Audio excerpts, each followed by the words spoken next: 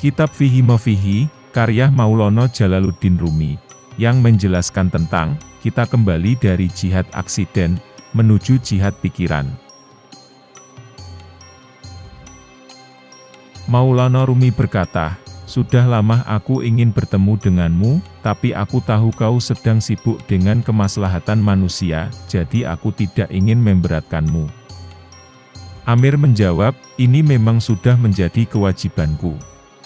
Tapi sekarang kesibukanku ini telah selesai, jadi aku siap untuk melayanimu. Maulana Rumi berkata, tidak ada bedanya. Semuanya sama. Dalam dirimu ada kebaikan yang membuat semuanya menjadi sama. Bagaimana seseorang bisa berbicara tentang kesusahan?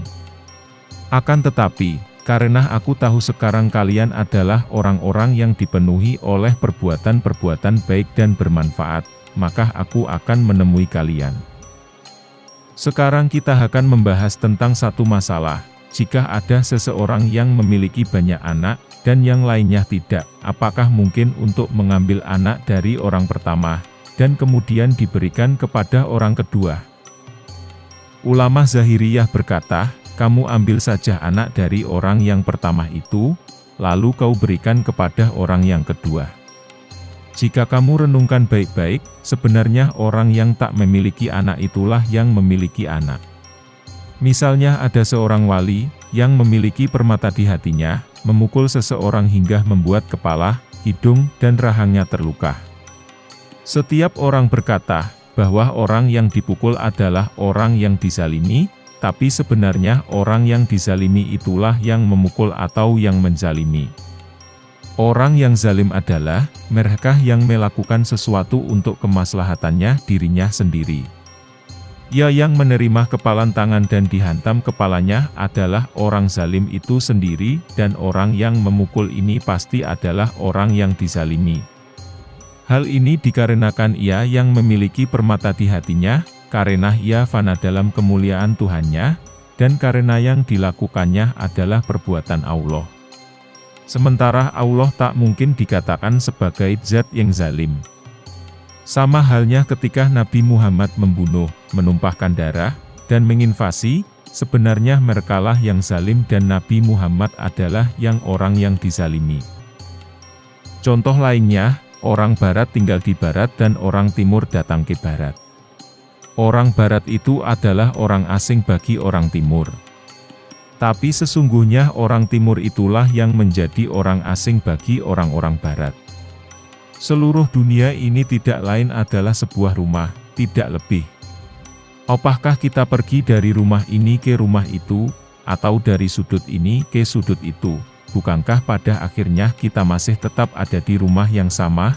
Orang barat yang memiliki permata hati itu berasal dari luar rumah. Nabi Muhammad SAW bersabda, Islam datang dalam keadaan asing, dan beliau tidak bersabda, orang timur datang dalam keadaan asing. Dengan demikian, ketika Nabi Muhammad SAW dikalahkan oleh musuh-musuhnya, beliau adalah orang yang dizalimi.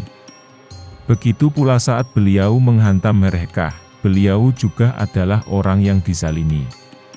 Karena dalam dua keadaan tersebut, Tuhan kebenaran ada bersama dirinya, dan orang yang dizalimi adalah orang yang menggenggam Tuhan kebenaran di tangannya. Hati Nabi Muhammad SAW berasa terbakar melihat para tawanannya. Kemudian Allah menurunkan wahyunya untuk mendamaikan hati beliau. Wahai Muhammad, katakanlah pada mereka, saat ini kalian tertawan dalam ikatan dan rantai-rantai. Jika kamu berniat untuk melakukan kebaikan, maka sungguh Allah akan membebaskan kalian dari belenggu itu. Dia akan mengembalikan segala milikmu yang telah hilang dan bahkan akan melipat gandakannya.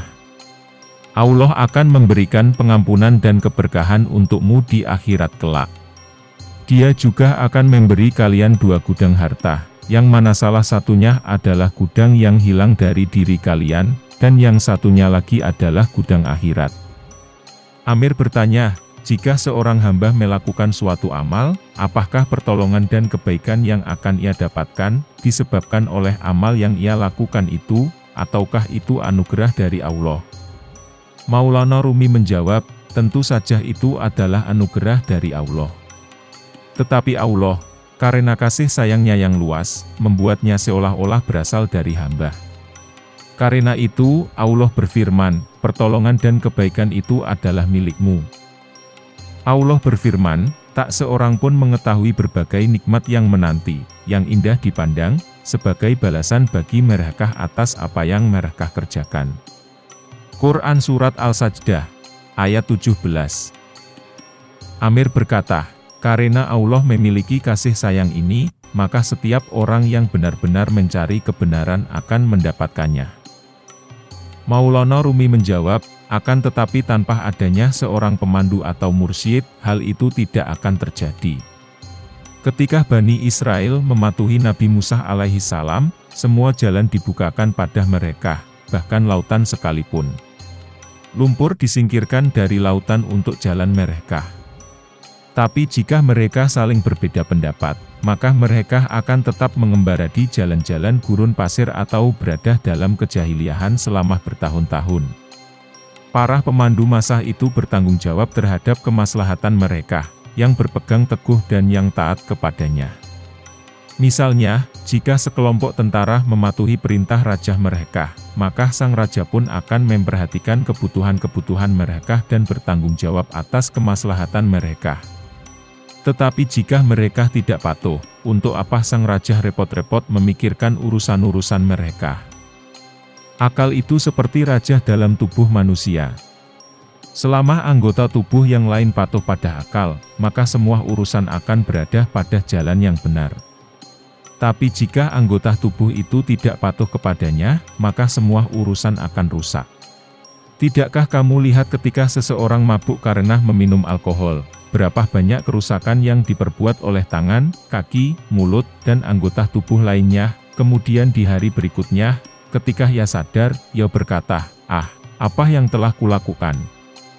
Kenapa aku memukul, kenapa aku mencaci? Demikian juga semua urusan di sebuah desa, akan sempurna tatanannya hanya ketika ada seorang mursyid di desa tersebut, dan para penduduk desa patuh kepadanya. Dengan demikian, akal sesungguhnya memikirkan kemaslahatan rakyat, ketika mereka mematuhi sang mursyid.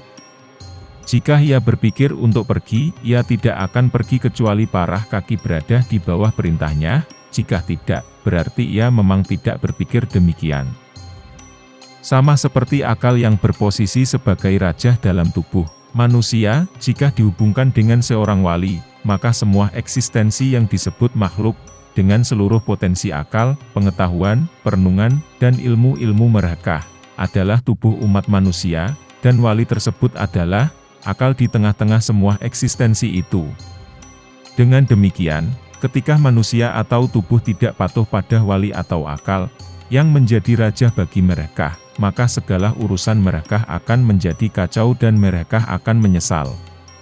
Mereka harus patuh dan menerima segala yang dilakukan oleh sang wali, dan mereka tidak perlu menggunakan akal mereka.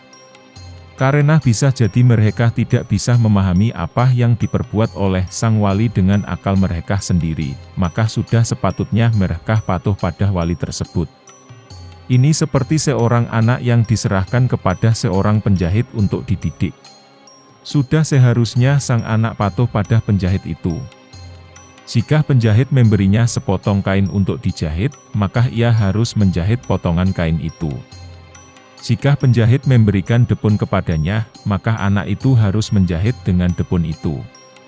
Jika anak tersebut ingin mempelajari keahlian sang penjahit, maka ia harus menanggalkan seluruh hasrat pribadinya dan tunduk pada semua perintah penjahit itu.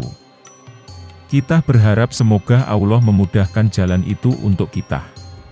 Jalan yang merupakan pertolongannya. Jalan yang melebihi 1000 daya dan upaya. Allah berfirman, malam kemuliaan itu lebih baik dari 1000 bulan. Quran Surat Al-Qadar, ayat 3. Ayat di atas semakna dengan ungkapan ini, satu sentakan Allah itu lebih baik daripada ibadahnya orang-orang yang tekun. Artinya, jika pertolongan Allah mengintervensi amal manusia, maka pertolongan itu telah melakukan ratusan kali lipat perjuangan, dan bahkan lebih. Perjuangan itu indah, baik, dan bermanfaat, tapi apalah artinya perjuangan itu jika dibanding dengan pertolongan Allah? Amir bertanya, apakah pertolongan Allah menciptakan perjuangan? Maulana Rumi menjawab, kenapa tidak? Ketika pertolongan Allah muncul, perjuangan dimulai. Alangkah besarnya usaha yang dilakukan oleh Nabi Isa alaihissalam, ketika ia berkata di dalam kandungan ibunya. Allah berfirman, sesungguhnya aku ini hamba Allah, dia memberiku Injil. Surat Maryam, ayat 30. Dan Nabi Yahya menyebutkan bahwa, Nabi Isa saat itu sedang berada dalam perut ibunya. Sementara perkataan itu sudah siap untuk Nabi Muhammad tanpa adanya usaha. Allah berfirman, maka apakah orang-orang yang dibukakan Allah hatinya untuk menerima agama Islam? Quran, Surat Al-Zumar, ayat 22. Keutamaan datang terlebih dahulu. Kemudian jika dalam diri manusia muncul kesadaran dari kesesatan, maka itulah yang dinamakan keutamaan dan anugerah murni dari Allah. Jika tidak, mengapa Allah tidak memberikan hal itu kepada teman-temannya yang lain yang dekat dengannya? Keutamaan dan balasan dari Allah laksana percikan api. Pada mulanya ia adalah anugerah, akan tetapi jika kamu letakkan katun di dalamnya, dan kamu kembangkan api itu sampai apinya semakin membesar, maka itulah yang disebut dengan keutamaan dan balasan. Percikan api itu awalnya kecil dan lemah. Allah berfirman, dan manusia dijadikan bersifat lemah. Quran, Surat Al-Nisa, ayat 28. Akan tetapi, ketika api yang lemah itu menyantap hidangannya, ia akan menjalar ke seluruh penjuru dunia, dan membakar dunia. Percikan kecil dan lemah itu, kini telah menjadi besar dan kuat. Allah berfirman, dan sesungguhnya, kamu benar-benar berbudi pekerti yang agung. Quran, Surat Al-Qalam, ayat 4.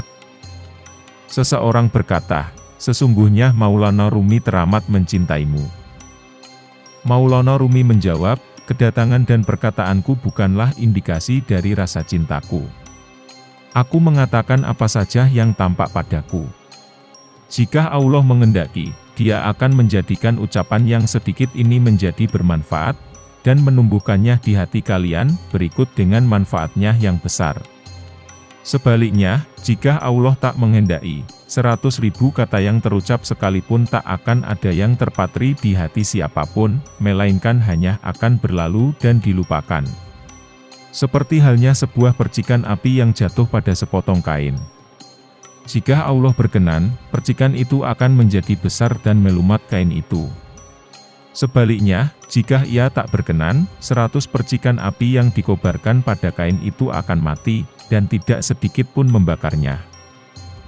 Allah berfirman, dan kepunyaan Allah lah tentara langit dan bumi. Quran, Surat Al-Fat, ayat 4. Kata-kata adalah tentara Allah, atas perintah Allah, mereka akan menghantam benteng dan menguasainya. Jika Allah menitahkan ribuan tentara berkuda untuk menaklukkan sebuah benteng tanpa harus menguasainya, maka mereka akan melakukannya. Begitu pula, jika Allah memerintahkan satu pasukan berkuda untuk meruntuhkan benteng dan menguasainya, maka satu pasukan berkuda tersebut akan membuka pintu benteng itu dan menguasainya. Allah mengirimkan seekor nyamuk untuk melawan Namrud dan menghancurkannya. Seperti yang pernah dikatakan, di mata sang arif semua sama, baik itu 1 sen, 1 dinar, seekor singa, dan seekor kucing. Karena jika Allah sudah menurunkan berkahnya, maka uang 1 sen akan mampu melakukan pekerjaan yang bisa dilakukan oleh uang 1 dinar, dan bahkan lebih. Sementara, jika Allah merenggut berkahnya dari 1000 dinar, maka uang sebesar ini tak akan mampu melakukan pekerjaan yang bisa dilakukan oleh uang 1 sen. Begitu pula jika seekor kucing dititahkan untuk menaklukkan singa, seperti nyamuk yang diperintahkan untuk menghancurkan Namrud, maka singa-singa akan bergetar ketika berhadapan dengannya, atau tampak seperti keledai dungu di hadapan kucing. Seperti beberapa darwis yang menunggangi singa, atau seperti api yang menjadi dingin di tubuh Nabi Ibrahim alaihissalam dan menyelamatkan, mendamaikan, menghiasi, dan melindungi beliau. Semua itu karena Allah tidak menitahkan api untuk membakar Nabi Ibrahim. Pendek kata, jika kita menyadari bahwa segala sesuatu berasal dari Allah, maka semua yang tampak dalam pandangan mereka adalah satu dan sama. Aku berharap kepada Allah, semoga kalian juga mendengar kata-kata ini dengan telinga batin kalian, karena itu akan bermanfaat. Walaupun ada 1000 pencuri dari luar rumah, semuanya tidak akan bisa membuka pintu sebuah rumah, jika mereka tidak memiliki pencuri jujur di dalam rumah, yang bisa membukakan pintu dari dalam. Ucapkanlah 1000 kata dari luar, maka semua itu tidak akan berarti apa-apa, jika tidak ada pembenaran dari dalam.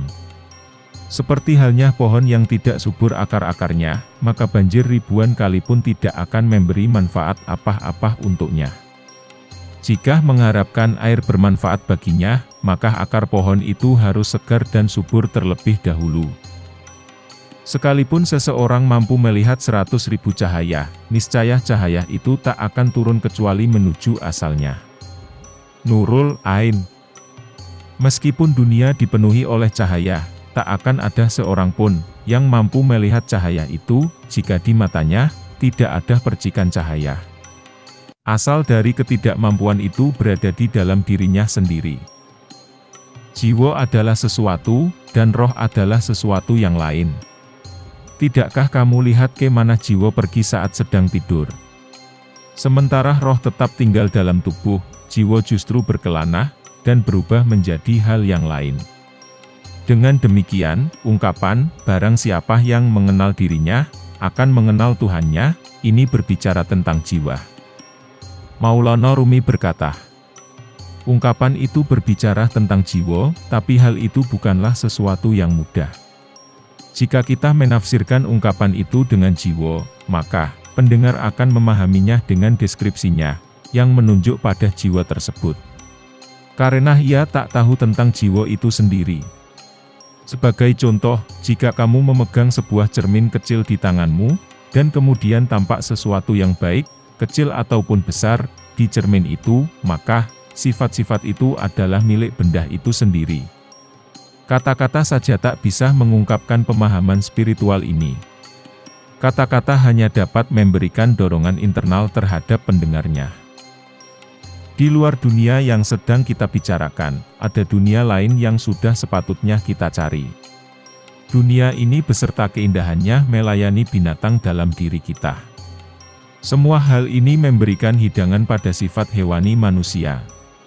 Sementara yang asal, yaitu manusia, mengurangi, dan membatasi dirinya dari hidangan-hidangan hewani itu.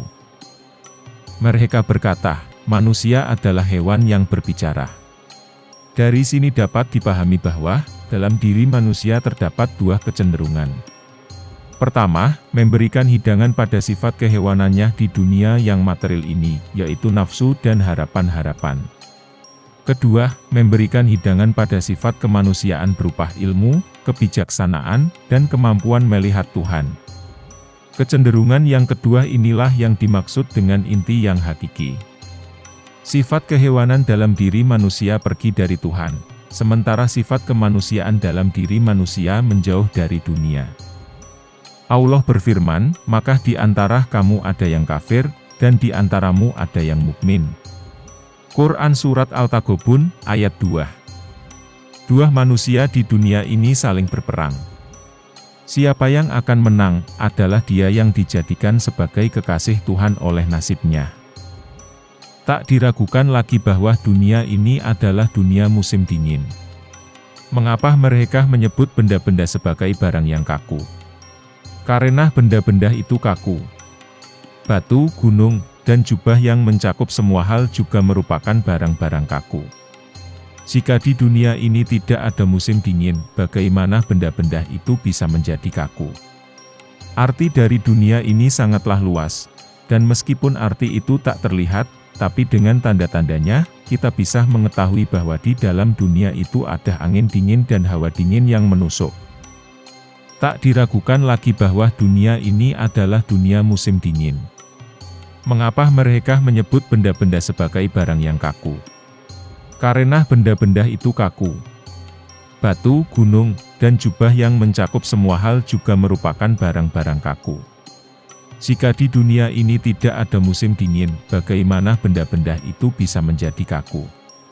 Arti dari dunia ini sangatlah luas, dan meskipun arti itu tak terlihat, tapi dengan tanda-tandanya, kita bisa mengetahui bahwa di dalam dunia itu ada angin dingin dan hawa dingin yang menusuk. Dari sini dapat kita lihat bahwa pikiran memiliki pengaruh yang sangat besar.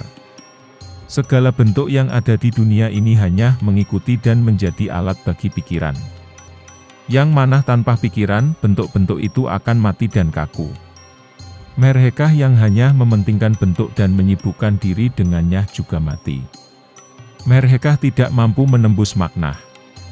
Mereka adalah anak-anak dan belum dewasa, sekalipun mereka tampak seperti seorang syekh yang berumur 100 tahun. Kita telah kembali dari jihad kecil menuju jihad yang besar, artinya, kita sedang bertempur melawan bentuk dan berusaha untuk mengalahkan para suwariyin atau orang-orang yang memperhatikan bentuk ini. Selanjutnya kita juga harus berhadapan dengan tentara-tentara pikiran, sehingga pikiran yang baik dapat menghancurkan pikiran yang buruk, dan mengusirnya dari kerajaan tubuh kita. Inilah yang disebut dengan jihad besar dan pertempuran yang agung. Demikianlah, pikiran memiliki pengaruhnya sendiri, karena ia bekerja tanpa intervensi dari tubuh, seperti halnya akal yang secara efektif mampu mengatur rotasi bintang, tanpa bantuan instrumen apapun. Itulah mengapa seorang filsuf mengatakan bahwa pikiran tidak membutuhkan alat atau tubuh. Kamu adalah esensi, sementara dua dunia itu adalah aksiden atau tampilan luar bagimu, dan esensi yang kamu cari dari aksiden sama sekali tak berharga. Tangisilah orang yang mencari ilmu dalam hati. Dan tertawalah pada orang yang mencari akal dalam jiwa. Karena dunia ini hanya merupakan aksiden, maka tidak seharusnya bagi manusia untuk terus berdiri di sampingnya. Esensi itu laksana botol parfum, dan dunia beserta keindahannya adalah aroma parfum itu. Aroma parfum ini tak akan bertahan lama, sebab ia hanya merupakan aksiden. Siapa saja yang mencari botol parfum, bukan aromanya, karena ia tidak puas hanya dengan aroma itu, maka itulah orang yang bijak. Tetapi siapa saja yang mencari aroma, dan sudah merasa puas dengannya, maka dia adalah orang yang bodoh. Mereka memburu sesuatu yang tidak bisa digenggam oleh tangan mereka. Hal itu karena aroma hanyalah sifat dari parfum ini. Selama ada parfum di dunia ini, maka aromanya pasti tercium oleh hidung. Tetapi jika parfum itu sudah melintasi selubung, dan meninggalkan dunia ini, maka semua yang ada pada parfum itu akan hilang. Karena aroma adalah bagian yang inheren dari parfum, maka aroma itu akan ikut berpindah ke tempat di mana parfum itu berada. Beruntunglah orang yang menemukan parfum itu dengan mengikuti aromanya, dan kemudian menjadi satu dengannya. Mereka tidak pernah mati, tapi menjadi bagian yang abadi dari esensi parfum itu dan diberkati oleh kualitas-kualitas parfum. Setelah itu, mereka dapat menebarkan aromanya ke dunia dan dunia menjadi hidup karenanya. Tak ada lagi yang tersisa dari dirinya selain nama. Seperti kuda atau hewan-hewan lain yang tenggelam dalam basin garam, tak tersisa dari hewan itu selain namanya. Yang sebenarnya terjadi adalah, kuda itu sekarang telah menjadi bagian dari basin garam yang besar. Namanya tak akan merubah apapun, dan ia tetap tidak akan bisa keluar dari basin garam tersebut. Meski kamu berikan nama lain padanya di dalam basin garam itu, ia tetap tak akan bisa keluar dari sifat kegaramannya. Oleh karena itu, manusia harus menghindari keindahan dan kemegahan-kemegahan dunia, yang merupakan bias-bias sinar dan refleksi dari Allah. Manusia tidak sepatutnya merasa puas hanya dengan hal-hal tersebut. Sebab meski semua itu merupakan kelembutan Allah dan sinar-sinar keindahannya, tetapi semua itu tidaklah abadi. Semua itu abadi bagi Allah, tapi nisbi bagi manusia. Ia seperti cahaya matahari yang menyinari berbagai tempat di bumi. Meski itu adalah sinar matahari dan cahaya, tetapi ia tetap merupakan bagian dari matahari. Ketika matahari tenggelam, maka sinar itu juga akan hilang. Dengan demikian, maka kita seharusnya menjadi matahari sehingga kita tak perlu takut lagi untuk kehilangan cahaya dan sinar itu. Ada pemberian, ada juga pengetahuan. Ada yang mendapatkan pemberian dan anugerah, tapi tak memiliki pengetahuan. Ada pula yang mendapatkan pengetahuan tapi tak memiliki pemberian. Jika kedua hal ini bisa dimiliki oleh seseorang, maka orang tersebut benar-benar mendapat taufik yang besar dan benar-benar tak tertandingi. Analogi dari hal ini adalah seperti seseorang yang sedang menyusuri sebuah jalan tetapi ia tak tahu di mana jalan ini bermula dan berakhir, atau bahkan mungkin ia menyusuri jalan yang salah. Ia berjalan dengan buta, berharap seekor ayam berkokok atau muncul tanda-tanda adanya pemukiman. Bagaimana bisa orang ini dibandingkan dengan mereka yang mengetahui jalan tanpa membutuhkan tanda dan markah jalan? Tugas yang ia punya sangatlah jelas. Oleh karena itu, pengetahuan melebihi segala sesuatu.